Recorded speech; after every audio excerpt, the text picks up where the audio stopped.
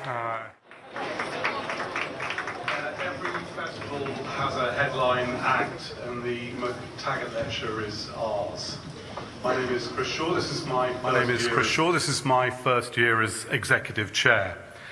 The Edinburgh Festival is officially the world's largest cultural event, and we're very, very closely linked to it and have been for 40 years. The very first TV festival was effectively tagged on as an informal, creative gathering to discuss the cultural issues of the time facing our industry. And by all accounts, it was a relaxed, free-thinking, free-drinking experience, and there wasn't a press officer, a spin doctor in sight, let alone a culture secretary. I think that idea of a relaxed, creative gathering still holds true for us, though obviously commerce, technology, globalization and politics play their part too. This festival, like every other festival, still aims to be fun, sociable and provocative. And for those of you who saw the Big Brother session this morning, I think we've ticked most of those boxes already. But this festival also has a more serious charitable purpose. Unlike most of our rival events, we're not a commercial business. All our profits go towards our two fantastic training schemes, the Ones to Watch and the Network. And this year's trainees are out in force tonight. Yes, that rowdy bunch are going to be your bosses one day, so be nice to them. The festival is managed brilliantly by our director, Lisa Campbell, and her full-time team. But in truth, it doesn't happen without the full support of you, the delegates, and all our sponsors, and all the busy TV folk who participate and produce the sessions and make it happen. Thank you all very much. First and foremost of those volunteers is our festival curator, this year's advisory chair, Zy Bennett. So please put your hands together and welcome Zy onto the stage.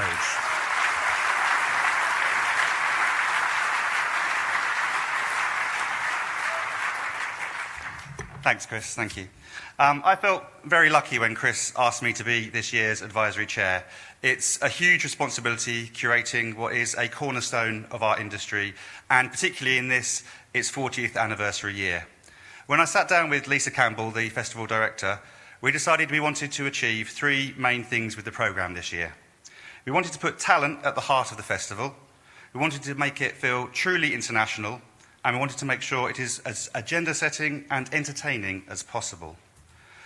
You'll be the judges of whether or not we've achieved any of those, but given that so far today we have set Kay Burley loose on the leaders of the main broadcasters, heard that John Whittingdale thinks that W1A has a ring of truth about it, and electrocuted a set of middle-aged TV executives dressed in lycra bodysuits, I think we're doing pretty well.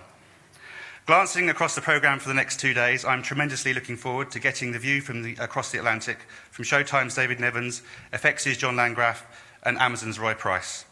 Listening to Martin Freeman in conversation with Mark Lawson and seeing Ron Perlman in The Hand of God, while Frankie Boyle, hosting this year's Edinburgh Awards, makes that ceremony an absolute must-see. I have to thank the exceptional advisory committee who have pulled this year's programme together, my tireless deputy, Kate Phillips, and the festival team led by Lisa Campbell, who actually do all the work. We should remember that the producer of the sessions and the members of all the committees have given up their time, expertise and energy for free to pull these sessions together, as have all the contributors, the presenters and professionals in them. This sacrifice is all to help power the festival's amazing charity schemes, which Chris has already mentioned. I also want to thank my fantastic employer Sky and my generous boss Stuart Murphy for supporting me and the festival so fulsomely this year. I promise I'll come back to the office now. So, on to the main event. The choice of MacTaggart Lecture sets the tone for the entire festival. When we first discussed who we would like to deliver this year's festival, this year's prestigious speech, we were clear that we wanted to create a creative at the top of their game, someone who has done it all and can deliver a personal, independent dissection of our industry. Armando Iannucci is an Oscar and Emmy-nominated writer, director and producer. His credits include The Thick of It, I'm Alan Partridge and Veep. Throughout his career, Armando has worked with the BBC for both radio and television, as well as with Sky, HBO, Channel 4 and in feature films. He's a regular contributor to The Observer, The Telegraph and The Guardian, and is currently adapting a new version of Charles Dickens' David Copperfield for the big screen, as well as a feature film about the death of Stalin. As a heavyweight of the TV industry and a former resident of Hollywood, Armando now comes with an entourage. His genuine rider for tonight's lecture was pretty incredible. He asked for 1 or 2 packets of salt and vinegar crisps, a couple of bananas, and a bottle of water. Hollywood has changed him. Ladies and gentlemen, giving the 2015 James MacTaggart Memorial Lecture, please welcome Armando Iannucci.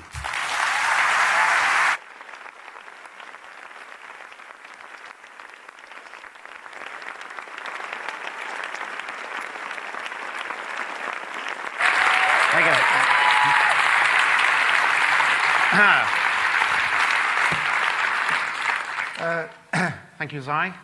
Thank you, trainees. Thank you, everyone. Staring nervously out at you all, my future sitting in front of me, and a slightly Nurembergian backdrop behind me.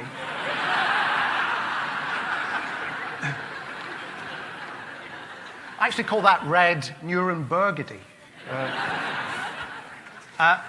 My mind goes back 15 years when I was lassoed into a BBC brainstorming session on the arts. And I spent the day in a brightly painted room at the mercy of a team of professional arts brainstormers. Now, these were experts paid to be spontaneously positive. They had degrees in being upbeat and had trained with some of the world's most optimistic people. "This is a day to let your hair down," said the leader. "It's all about having fun. We want to have fun." And then she looked straight at us. "If you're not prepared to have fun, get out now." I got out. And I resolved that the last thing I would ever do is trap a group of talented people in a colourful room and subject them to one-sided opinion masquerading as open debate. Until now. So, if you're not prepared to hear why I think politicians have got the British television industry completely wrong because they peer at it through a filter of their own prejudices, and that's a fact, then get out now. To those staying, can I start by saying what an honour it is to be asked to give this James MacTaggart Memorial Lecture tonight, and in this, its 40th year. Looking back to 1976, we can see how far the TV landscape has changed. Then, the big classics were Thunderbirds, David Attenborough, and Poldark. So let's congratulate ourselves on how far we've come. We were told television would by now have changed utterly. We were told that by people paid to know. They said viewing would decline and be replaced by mobile and laptop alternatives.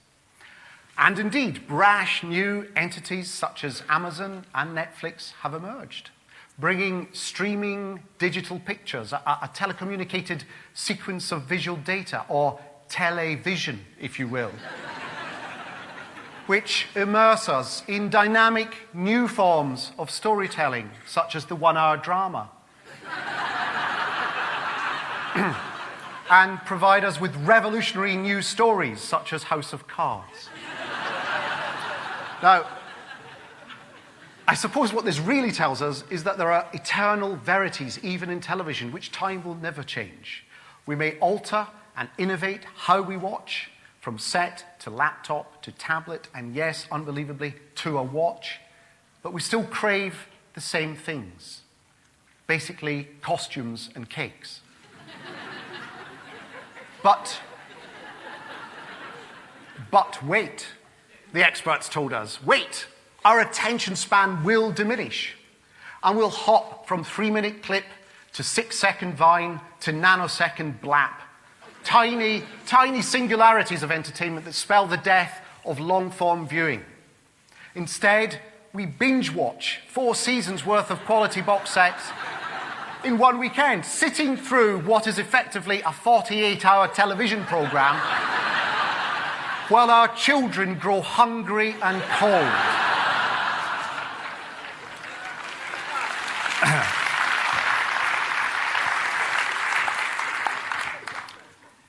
So much for experts. Their guess is as good as yours, but more expensive. They proclaimed the death of the book, but did so in best-selling books. Economic experts failed to predict the banking crisis, but still cashed their checks. Earlier in May, polling experts said there would be a hung parliament. And now they carry on like we still think they're credible. Or maybe that's what their polling is telling them. The truth is, nobody knows anything. And that's because we're all individually full of contradictions. We're all annoyingly, deliciously unknowable, beyond algorithmic reach for now. In fact, the recent general election provides a perfect matrix of confused, contradictory information. It was the election in which the public punished the Lib Dems for not stopping the Tories, and did so by voting in the Tories. It was the election in which the party advocating the living wage decisively lost to a party now advocating the living wage. It was the one in which Nicola Sturgeon became the most popular, hated politician in Britain. And it reached its climax with the leader of UKIP resigning and then rapidly unresigning in a new form of statecraft which I can only describe as bungee politics. This place is a mess. We are a mess. We don't know what we want. So trying to be specific and prescriptive in this unknowable landscape is a fool's errand. It would be a fool indeed who would try to quantify precisely what, say, our broadcasters should do.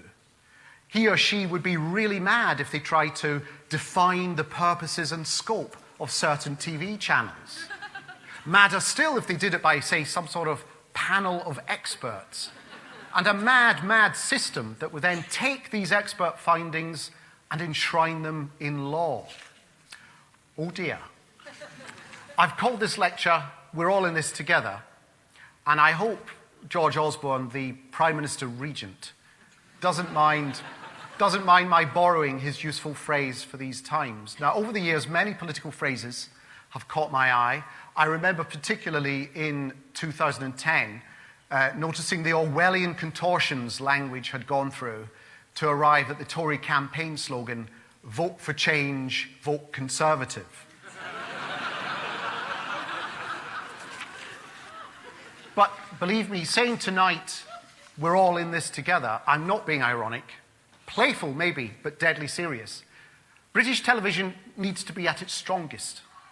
With a big global fight ahead, we need to consolidate all our talent and expertise. Yet broadcast and production have grown ever more discrete and separate, perhaps rather wary of each other. And now politicians have exacerbated that division. Ministers have come to see broadcast, those on the executive branch of television, as the only group to talk to, marginalising the creative community that drives production, and which I believe is actually the core strength of British television. If we don't do something to redress the balance, to allow the voice of the creative and production community in TV to be heard loud and clear, the politicians will become our masters rather than partners and supporters, acting as if they alone are the experts. It will be a distracting interference and ultimately harmful to British television. Plus tonight, there'll also be jokes. And exactly halfway through the speech, as a form of halftime entertainment, this is absolutely true, a detailed battle sequence. So on we go. First off, that global fight I mentioned, it really is one centered on the extraordinary pace of change. What seemed like the white heat of technology one day can the very next feel as old and as outdated as the phrase white heat of technology.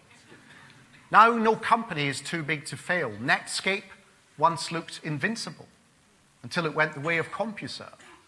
And I bet there are some older members of the audience here tonight who remember Microsoft. Now, my first experience of how quickly the generations adapt their viewing habits was 18 years ago when I took my son, who was about 3, to the cinema for the first time. and we went to see a long and execrable film called Flubber. And as we came out, I asked him what he thought, and he said, it was good. It was like a big video you can only see once. And from that focus group of one, I determined two things.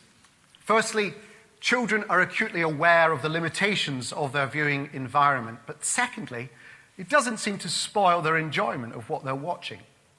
As long as the content is good, they'll put up with much.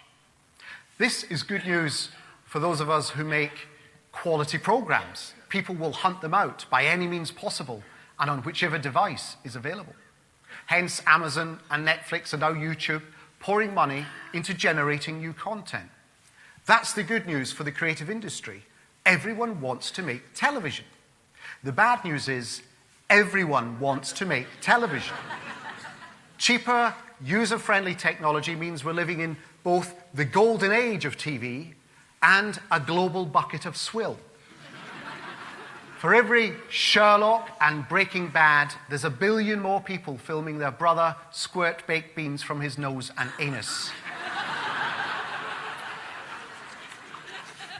So, in this cacophony, it's more important than ever that we have strong, popular channels, highly respected for their quality, that act as beacons, drawing audiences to the best content available, and providing a confident home for the best program makers. Faced with a global audience now, British television needs its champion supporters. It needs its cheerleaders. Who will they be? The government? Not while they consistently talk of reining in our greatest network. The broadcasters? Not while most of their energies are dissipated fighting off political attacks on their impartiality or finances. Now, of course, our friends in Whitehall would argue that as the BBC's charter comes up for renewal, it's important to see how the corporation can operate even more effectively. I'd argue back that starting a debate on how the BBC should be funded just days after lopping 20% off its budget without discussion seems pretty much to me like shutting the stable door after the horse has been bolt-gunned. But never mind, let's assume the horse is still alive and revival is a real possibility, even though, for obvious reasons, Rolf's Animal Hospital has been incinerated.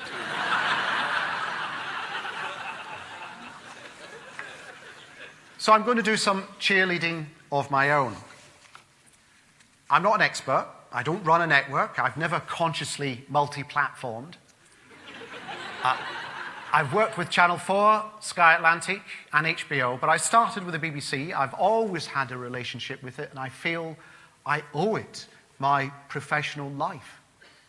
Now, that life really began as a listener, hooked on brilliant comedy shows on Radio 4 like Hitchhiker's Guide to the Galaxy and Saturday Night Fry, Stephen Fry. Tremendously idiosyncratic comedies that I thought were magical. I knew then that making shows like that was the only thing I wanted to do. I actually started my professional career as the world's uncoolest music presenter on Radio Scotland. But given generous encouragement, soon became a comedy producer for BBC Radio at Broadcasting House, the very epicenter of the radio shows that had inspired me. So imagine how I felt when my first letter from a listener arrived.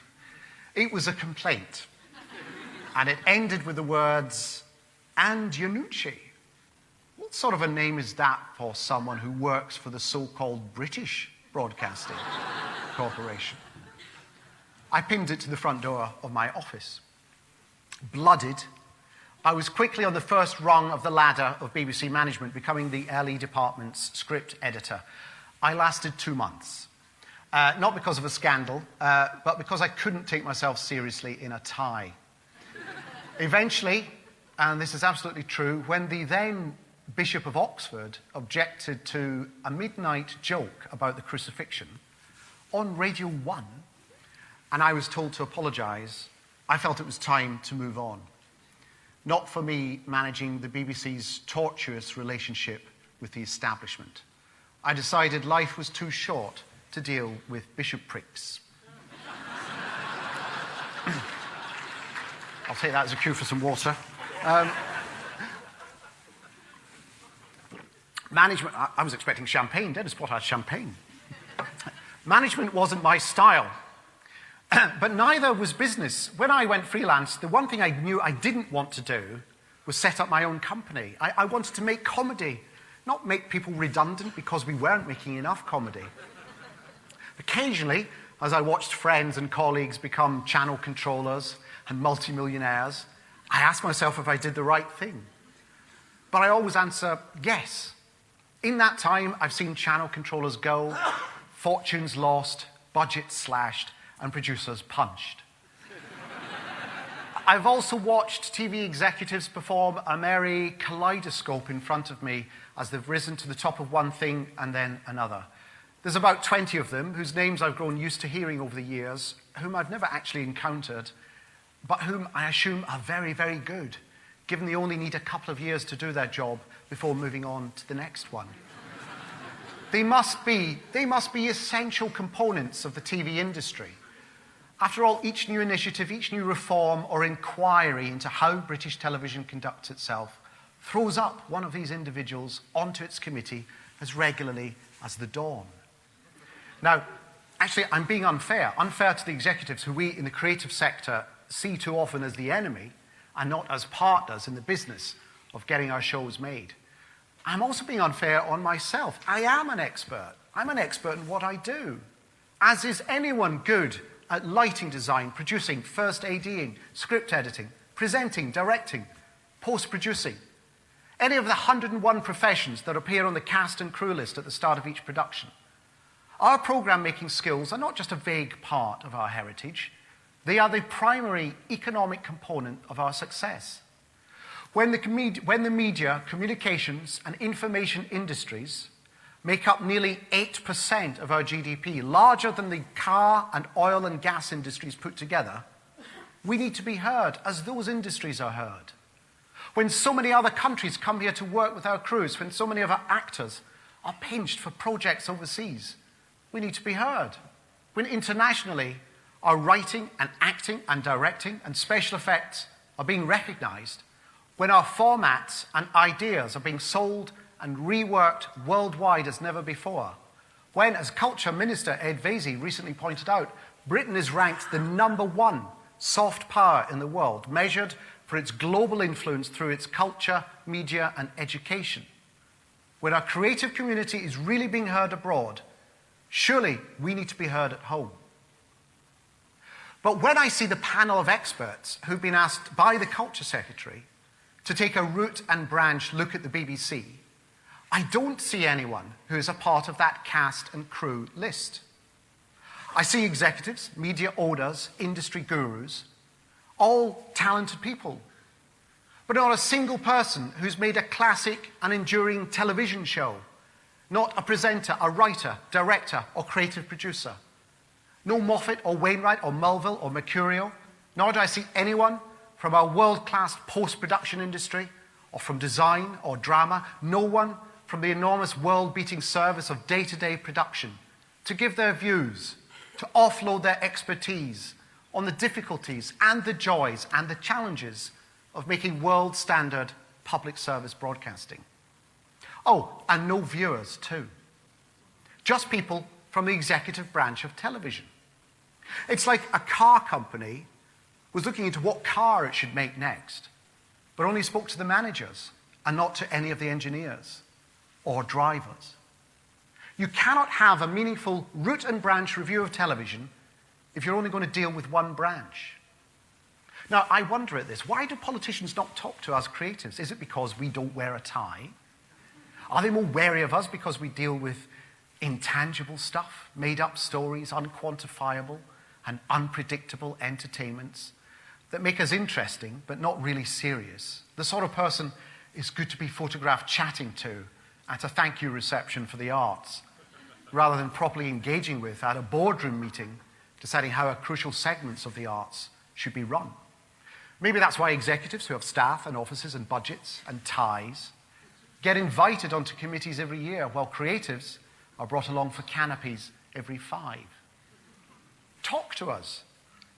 No one comes into contact more regularly with the hard economics of making a budget work than a production team. Every time I make a show, I am a small businessman, responsible for hundreds of employees, in charge of a budget of millions of pounds. And of course, if the project isn't successful, the work won't come back. In America, the key production personnel, the writers, the first AD, senior researchers, are credited as producers. They're rewarded for their key creative input. On my HBO show, Veep, which we shot in Baltimore, we had a set visit from the state governor who came to thank us for the work we were bringing to Maryland. A true essential role in the business of making good television was acknowledged. I mentioned earlier viewers. If Britain is at the top of its game in TV creativity, I think it's because we have the best audience in the world. I think the British public yearns for good stories, stimulating argument, and original ideas. It knows bullshit when it sees it, soon tires of the same old, and hungers for something new all the time. It makes the difficult and takes the difficult, the idiosyncratic, and it makes it popular. That's why we in television should feel lucky to be born in this country or to have come here to work. I love it that we think nothing of the fact that a show about baking is a key part of our primetime viewing, or shows about antiques, or family trees, or polar bears. We don't appreciate how deeply weird it is not to be fed one cop show after another. That's what I remember from watching television when I was growing up in the 70s and 80s. The range in front of me, I could watch smart comedy like Monty Python and not the 9 o'clock news, but I also had Bruce and His Generation Game, Morecambe and Wise, and no one to tell me only one type of show was for me and not the other. I loved it that I could glide from Fawlty Towers to a Horizon documentary on Voyager's trip past Saturn. For a comedy and a space geek, that was satisfying, even if it seems a little embarrassingly sad talking about it now. But what I take from then is that British television said this, that everything, the whole world of knowledge and of creativity is on offer, is for you, all of you. No matter what your background, you are all equally welcomed to the most varied content the world's best program makers could deliver. Now, yes, there were limits on the number of channels and hours, but you didn't feel a limit on ideas and ambition. And that pride in what we made has stayed with me. All I can do if I want to be any part of that tradition and make sure that I make the best shows I possibly can and treat my audience with respect and intelligence. So, recently, it's been the biggest source of pride to me that Veep, a show made primarily for an American audience, that this show was very much a British production. It was written in the UK, it was edited here, scored here, post-produced here, using British directors. Our editors were awarded by their American peers with the ACE Award for Best Edited Half Hour of US Television. Our writers won the Writers Guild of America Award. We've received Emmy nominations across all departments. Now, this comes as no surprise to me. There's no magic secret. And it's certainly not my doing. I simply trust British talent, as I've been trusted. I believe we are the best in the world at what we do. And I'm prepared to act on that basis. Now, actually, my biggest surprise about working for HBO was that it seemed very familiar. It's quite a small, tight unit where I only had to deal with one, sometimes two executives. They placed the creative voice front and center of what they did. Notes were intelligent and offered as suggestions only. If very rarely I said, no, I don't feel that will work, they came back with good grace and said, literally, Armando, it's your show. You decide what's best. This is the secret formula. But here's the thing. That's exactly how the BBC worked some 15 years ago. The best US shows are modelling themselves on what used to make British television so world-beating. To have a broadcaster have faith in you and leave you to get on with it was the very essence of British television, not just under the public service remit, but in the commercial field as well.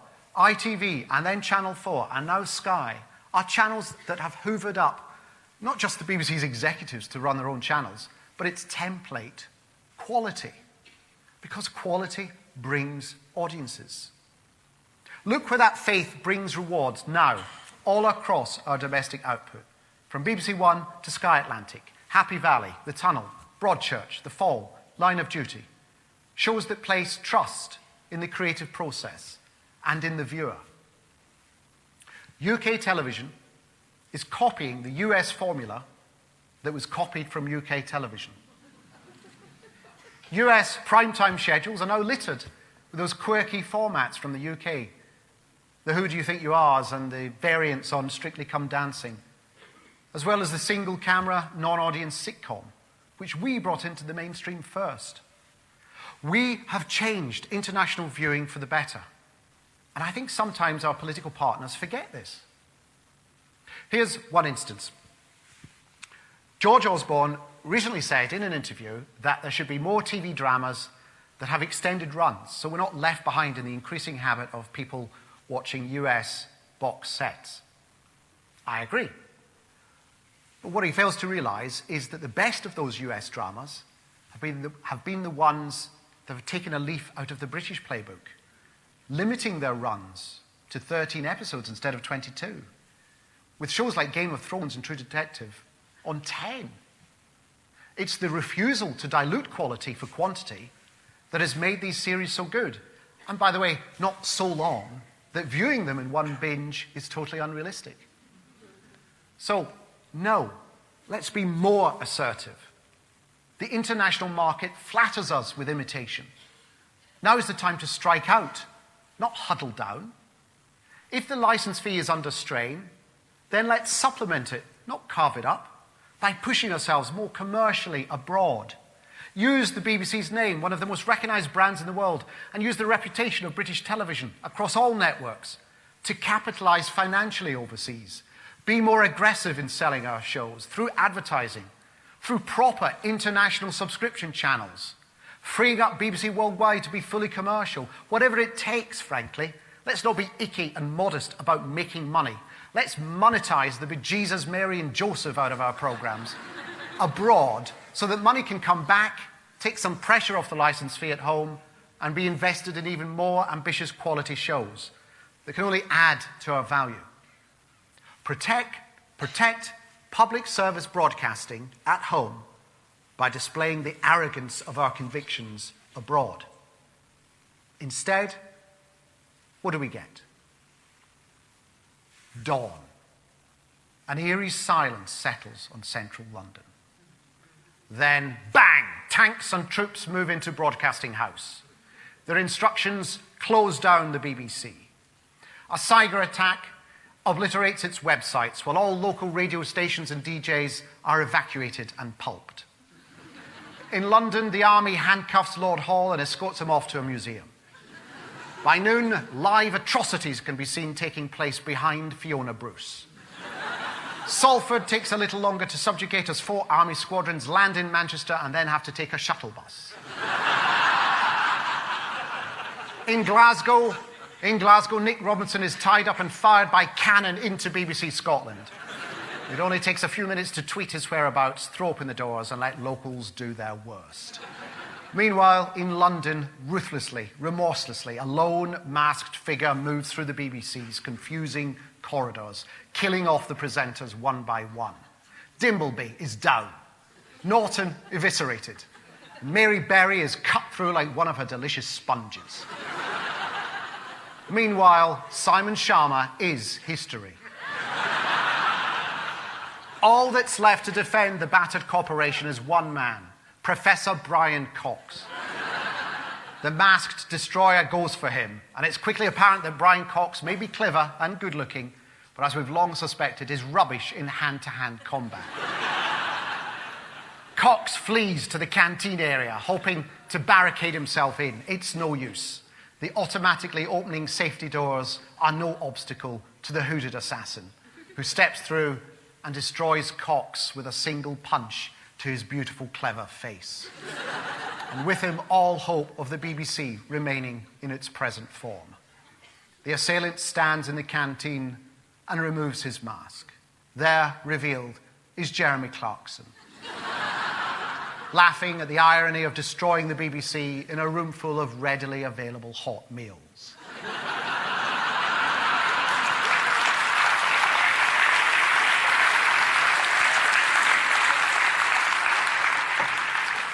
I exaggerate, of course, for comic effect. But if you're all laughing at this entirely fictitious conspiracy theory, then you must recognize something that rings true, because we do we not, feel under attack. Foreign owners are now buying into our networks when we should be beating the world with our shows. So where are our cheerleaders? If public service broadcasting, one of the best things we've ever done creatively as a country, if it was a car industry, our ministers would be out championing it overseas, trying to win contracts, boasting of the British jobs that would bring. If the BBC were a weapons system, half the cabinet would be on a plane to Saudi Arabia to tell them how brilliant it was. And yet it's quite the reverse. They talk of cutting down to size, of reining in imperialist ambitions, of hiving off, of limiting the scope. And they do it with all the manic glee of a doctor, ever so reasonably urging his patient to consider the benefits of assisted suicide. At its mildest, this talk is a background hum, in the form of government ministers telling us what shows they think we should be making, as if they were television's chief commissioners of programmes. For example, the Culture Secretary, John Whittingdale, recently said in an interview that, quote, arguably I'd keep David Attenborough. I'm not sure how practical that last wish is, given the natural life cycle of the human presenter, unless we're prepared to preserve him like the Russians do Lenin. But then there was ministerial confusion on the subject of Strictly Come Dancing. Osborne called it fantastic on the 5th of July, only to clash with Whittingdale, who called the show debatable on the 14th of July, but who then, no doubt under pressure from his Chancellor, swivelled, calling it admirable by the 19th, and then shuffled back ever so slightly to absolutely appropriate this lunchtime.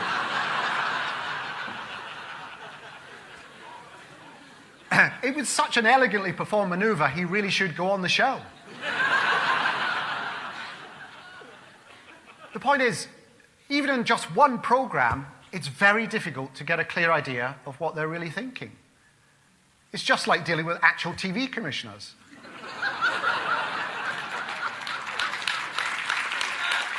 But commissioners in direct control of the Treasury. So what worries me is that, A, politicians now intend to act on their extremely subjective opinions, and B, they're increasingly falling into the trap of thinking that because they've won a parliamentary majority, they know how a majority of the public thinks. It's a dangerous path, in itself a creeping imperial ambition that does international harm to our stock. Variety and Hollywood Reporter now daily feature stories about our television service powering down, BBC 4 becoming a shadow of what it was, BBC 3 destined for online, proud boasts about redundancies, acceptance of cuts, Channel 4 toyed with over privatisation, doubts over it not fully answered at lunchtime today. To quote a question I've been repeatedly asked by the US TV industry, what the hell are you guys thinking? To them it looks like we're going mad. This is toxifying something that could otherwise make more money internationally. Simply put, it's bad capitalism. As I said at the start of this talk, I collect political phrases, and the one I return to again and again is a sentence from Tony Blair in 2004, 1 year on from the invasion of Iraq, and in defense of his decision to invade. He said, Do I know I'm right? Judgments aren't the same as facts. Instinct is not a science. I only know what I believe. Now that concluding phrase, I only know what I believe, is a stunning reversal of about 2,500 years of rational inquiry. Because normally we believe what we know. Normally we seek evidence and form conclusions on the basis of what we find. Instead, Blair turns belief, self-belief at that, into an absolute, a fact, and knowledge into something a lot more qualified and imperfect. So we have to ask of any political decision, is it being made under the I only know what I believe doctrine? Is it being made because the hunch, the gut feeling, is considered more definitive than the evidence obtained? That the political opinion is more valid, will become truth, and has already become law prior to actual investigation and proper inquiry. So, today, does it explain the one-sided nature of the appointments to the panel of experts looking at the BBC? Or the extremely manufactured set of question marks against public sector broadcasting? I say manufactured because I really can't hear from the general public a groundswell of opposition to the BBC's outrageous Saturday night scheduling. There are no online petitions to shut down the BBC's online cake recipes, or public demos to close its apparently left-wing news. A news service, by the way, that has higher levels of trust in it than in any newspaper. We seem to be in some artificially concocted zone of outrage that emerged fully formed around the time of the election, a strangely choreographed set of editorials and columns and private briefings. These opinions have taken on a momentum of their own, that they acquire mass. They appear almost like solid fact, or at least enough like it that even our dear BBC News Service is obliged to report them, taking us to the exquisite irony that we start to believe the BBC is not to be trusted because we heard it on the BBC. Where does it come from, this spooky force, bending the ear of chancellors and ministers and civil servants and asking them to cull the BBC?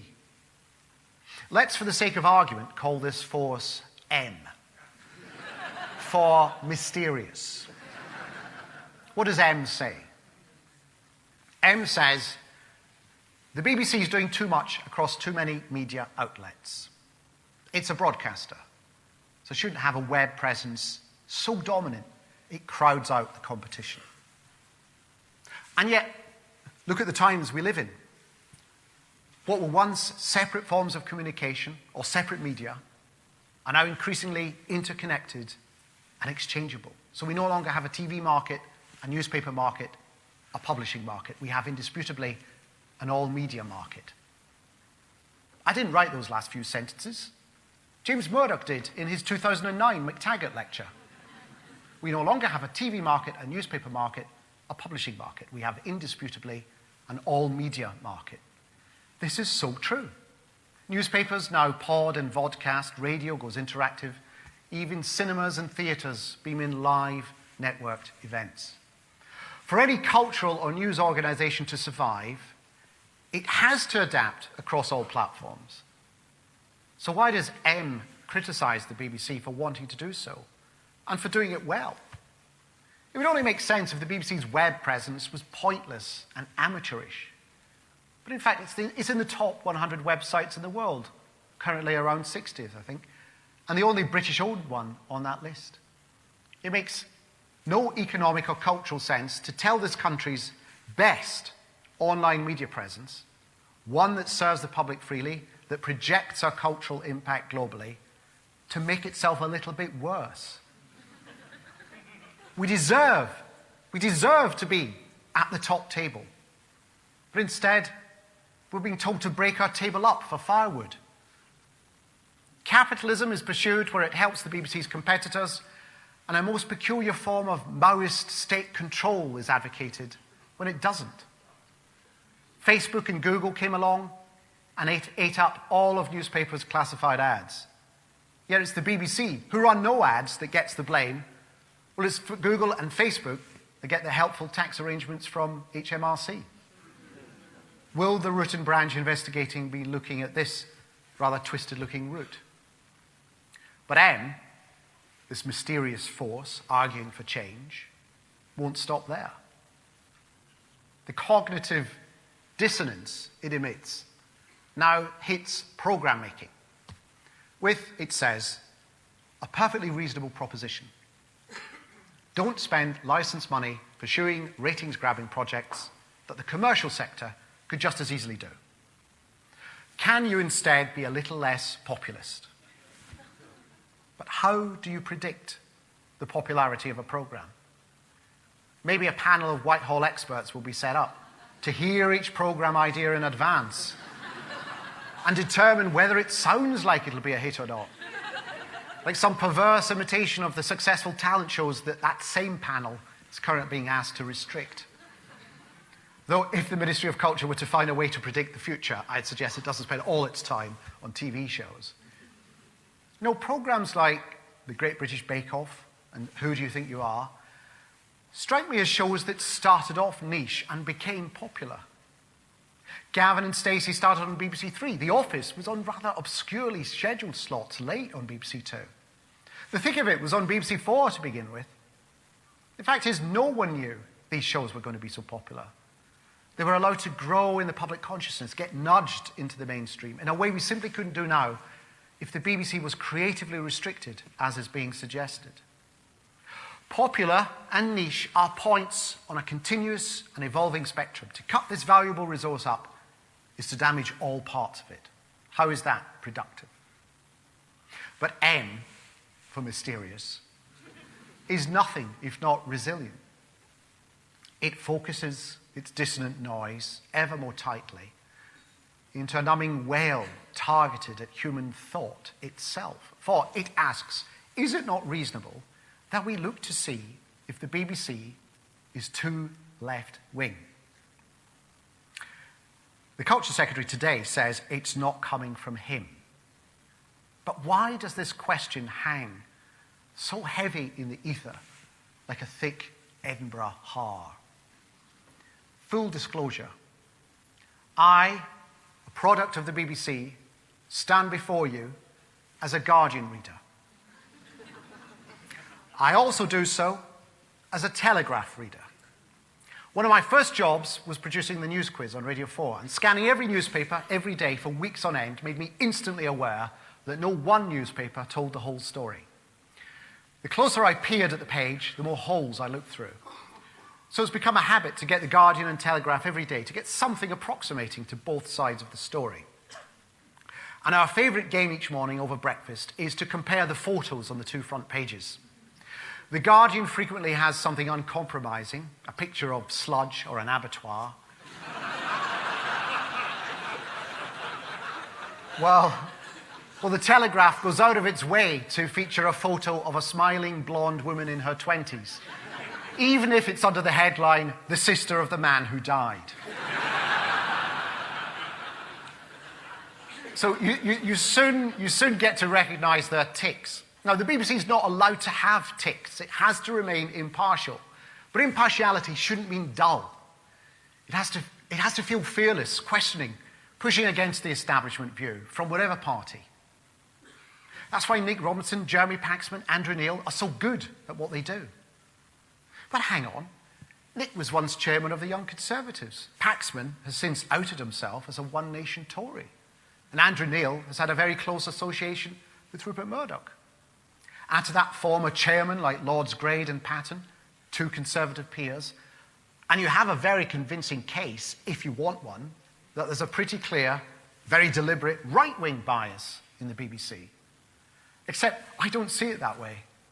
Because Robinson, Paxman and Neil are professionals. They hold to the highest professional standards. For my money, Andrew Neil gets more surprising admissions and squirming revelations out of politicians on a daily basis than anyone on television. And long may he do so. So the question shouldn't be, do these people have a political past? But what do they do with their knowledge and experience and passion for politics? Anyone with a passion and understanding of the subject is bound to have engaged with it. The alternative is to have a parade of political eunuchs on our screen, just reading out what's put in front of them with no personal connection to the subject. You might as well have Siri read the news. And just as when I see Michael Portillo present great train journeys of the world, I don't look out for him making subtle suggestions that the journey would be a lot better if the line were privatized. So too should we stop assuming that any presenter who has historically come from the political left would be equally biased. To view those who privately have left-wing views as more prone to bias than those who privately hold right-wing ones is itself a bias and an insult to the professionalism of all. We see bias and imbalance from our own prejudice.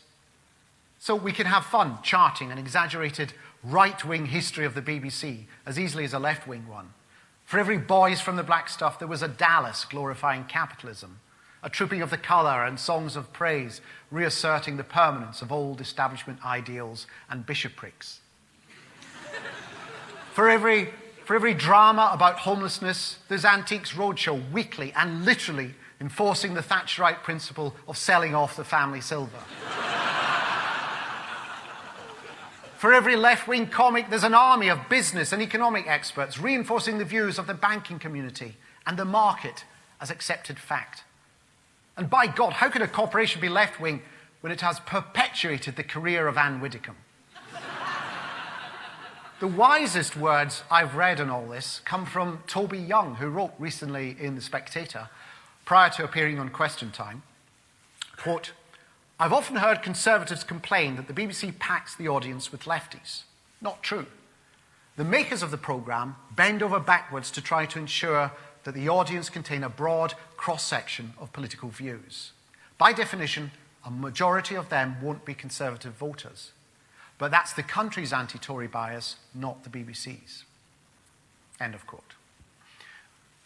That is the point. The BBC is funded by and speaks to the country. The country is not the government. More people pay for the BBC and watch it than vote for any one political party. And politicians convinced that because they are in government, their views and values are the majority opinion of the day, are slaves to an illusion. I'm sorry to go on about this, but I think this takes us to the fundamental problem. The problem of I only know what I believe, which is now putting pressure on public service broadcasting to conform to the political norms of the party in power, no matter how slim its majority or how low its share of the vote. The government has recently warned the BBC to be balanced in its coverage of the EU referendum. Why? If there's a clear cause for this warning, the government should point it out. If there isn't, why the need for a warning? And how now are BBC reporters to proceed? Subconsciously cowed into a fear that any too probing an analysis of a sensitive point, say the economic advantages or disadvantages of immigration, might lead to censure or reprimand.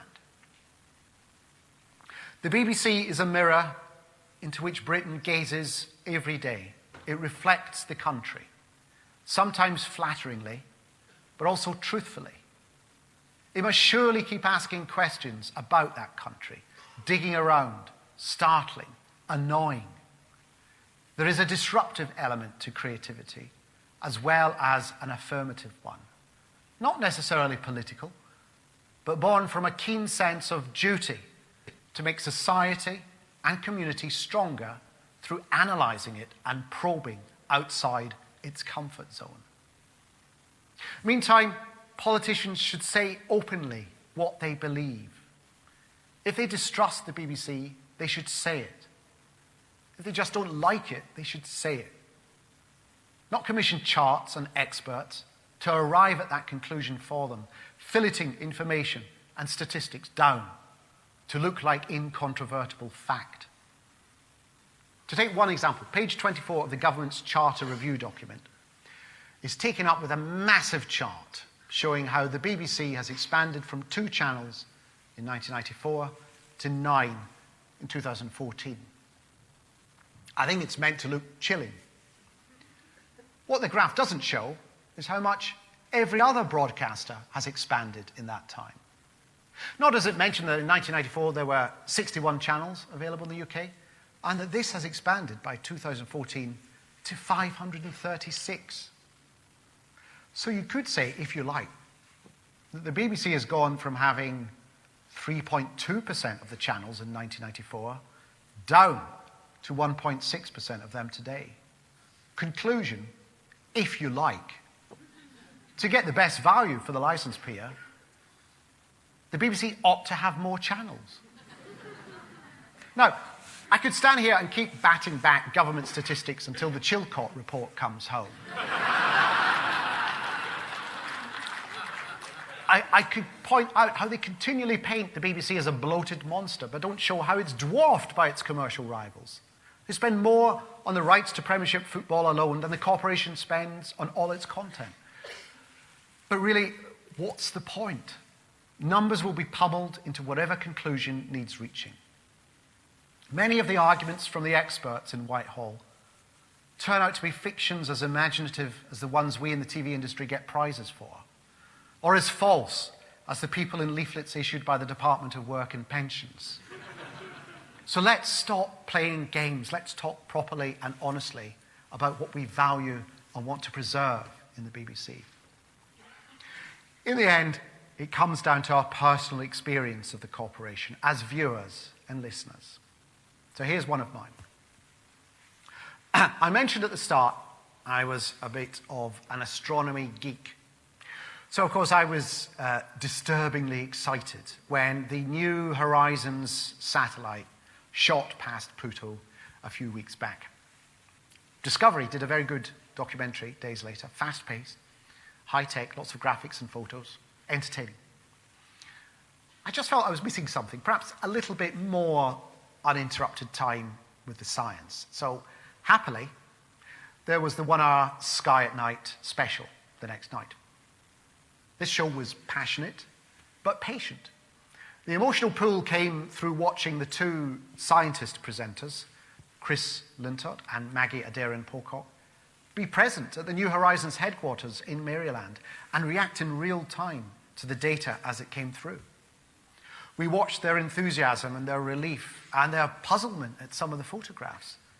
But because of their expertise, they were able to talk us through why it was so surprising not to see any impact craters on Pluto, why everyone was so amazed at the shots of mountain ranges bigger than Everest, made of compacted water ice, that told us this world we'd all written off as a cold, dead rock at the edge of the solar system was a living, active environment, overturning the views of all the experts. The program was unrushed, intelligent, and ambitious. And I thought of how it connected to the wonderful Stargazing Live on BBC Two, where the schedules, unhampered by commercials, are cleared yearly for 3 live 90-minute programs on space and astronomy. Of how the expertise of the Sky at Night team is turned on a mainstream audience, brought there through Stargazing Live's own presenters, Brian Cox and Dara O'Brien. Of how Cox and O'Brien have had careers and audiences nurtured on the BBC through successful documentaries like Wonders of the Solar System and seasoned comedy like Mock the Week. Of how these different audiences are then plugged in to an ambitious format that relies on the BBC's scale and expertise in live, outside broadcasts from around the country. And so it ripples out to the work in the independent sector all these and similar shows bring, to the training it gives researchers and producers who go on to work for other networks. And most importantly in this instance, to the schools where these shows and online projects such as the BBC's Year of Science have led to a huge jump in those choosing science, GCSE and A-levels. That, for me, is what the BBC is there for.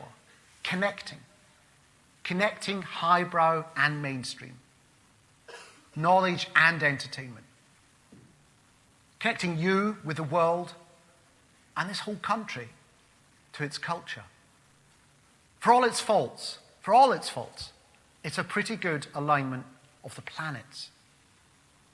Tampering with it is madness. The question shouldn't be, how do we cut it down to size? But why should we?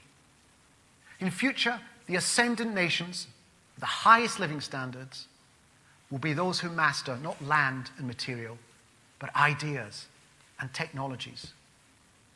Not my words, but the words of Rupert Murdoch in his 1989 MacTaggart Lecture. We should heed them. Now, the British are very good at calling out nonsense, so if the British public feel they're being bullshitted at, if they get the slightest whiff that what's being done to the BBC is purely political, then I urge the relevant ministers to leave the country. Get out now, for they really don't know what's about to hit their fan. The anger won't be divided on party lines. It will swell beyond Guardian readers and Telegraph readers to all in between and beyond, who regard the BBC as one of the best fixtures of British daily life. So, politicians, say what you mean.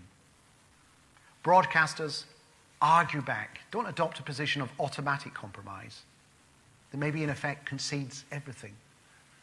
And to those in production, we owe the public a duty to defend, whether by continuing to come up with challenging, provocative shows, disruptive and eccentric, the sort the world expects from us, or by reporting flaws in political logic, forensically analysing any weakness in argument, or by going out there into the wider world and winning the praise and the prizes we deserve to make the point that a significant British industry of global standing is being harmed by woolly thinking that simply isn't good enough and that doesn't meet the quality standards the country expects from this industry.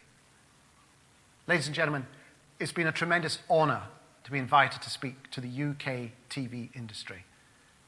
But it's an even greater honour to work in it. Let's all defend it. Thank you very much.